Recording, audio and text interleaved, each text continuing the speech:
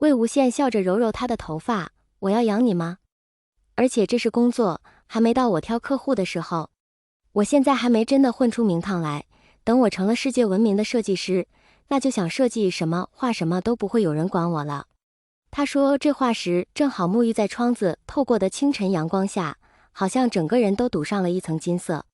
作为一个适合生育的稀缺 Omega， 魏无羡没有屈服于命运，而是依旧想要实现自己的梦想。蓝湛觉得很了不起，不过他还是轻声说，等我痊愈，会帮你的。他是个 Alpha， 若是有他帮忙，魏无羡一个 Omega 外出工作的话，也会少去很多歧视。蓝湛，你知道你说这话是什么意思吗？魏无羡觉得自己的脸又开始发烫了。你一个 Alpha 好好说话，你知道你说这个话的意思根本就是爱算了，我去洗漱，你冰箱里看看，有牛奶和面包的。魏无羡又一阵风似的跑进了卫生间。妈呀，蓝湛这也太……他真的只有6岁心智吗？怎么这么会撩人？魏无羡捧了一手冷水浇到自己脸上，帮我？他怎么帮我？养我吗？还是爱我？到底在想什么啊呀呀呀啊呀呀呀！魏无羡恨不得以头撞墙。他觉得从昨天遇到蓝湛之后，他整个人都不对劲起来。明明知道他现在生病了，明明也知道他说的话都是很纯洁的意思，偏偏他都控制不住去朝暧昧的方向去想。我才认识蓝湛1天啦，我不会真的对他一见钟情了吧？这不对呀，我明明一直不想那么去喜欢一个人，这样岂不是被套牢了吗？我还想好好的做设计、画画，就算我是个 Omega， 我也想去做很多事。可是蓝湛，我都不知道他家里到底是什么情况，他失忆前有没有喜欢的人，我怎么能这样？魏无羡胡思乱想中，突然听到敲门的声音。魏婴，你还好吗？蓝湛见魏无羡半天没出来，又听到卫生间里的声音，有些担忧。没事没事，我就出来。魏无羡用最快的速度洗漱完毕，打开门，见蓝湛手里拿着一杯牛奶和一个三明治，怎么样？好吃吗？蓝湛点点头，把三明治和牛奶都递给他。魏无羡有点心虚的接过来，装作若无其事的一口气把牛奶全喝了，拿过三明治就跑去换衣服。等魏无羡开着他的小车到达工作室的时候，已经过去了1个小时了。蓝湛看着人来人往的大街，又看了看魏无羡的小黑车，询问他，我要下车吗？下呀，你一个人留在车里会闷坏的。魏无羡取下安全带，也帮蓝湛按了安全带的按钮，下车去给他开车门。我们有接待室接待客户，我去接待室，你在我办公室待着就好了。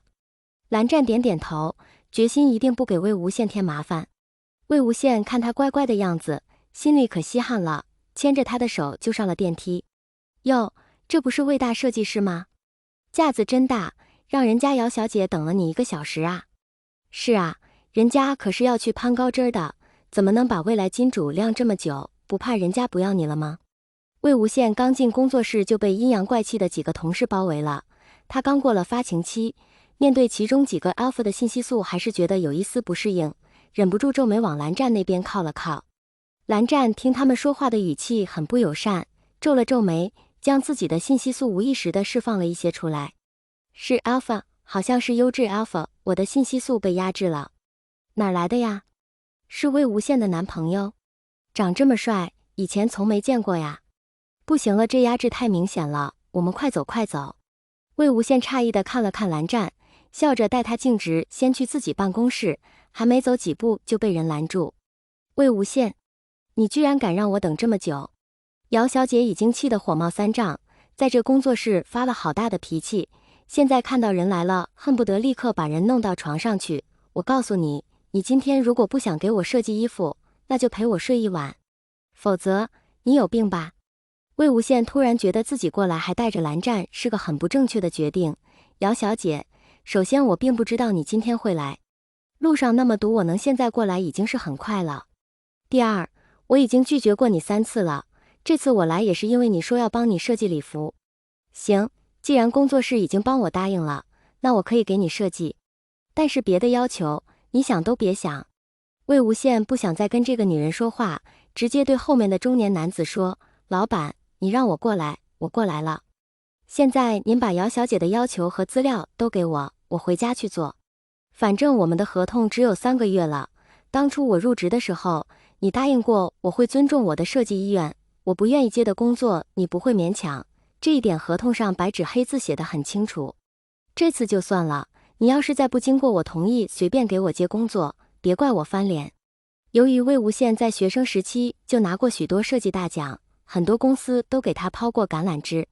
但魏无羡因为第一次参加比赛时遇到了意外，和这个老板有过一些交集，得到过他的帮助，所以就答应他毕业后先来他的工作室帮忙，而且算是合作关系，并不是上下级，还签订了合同。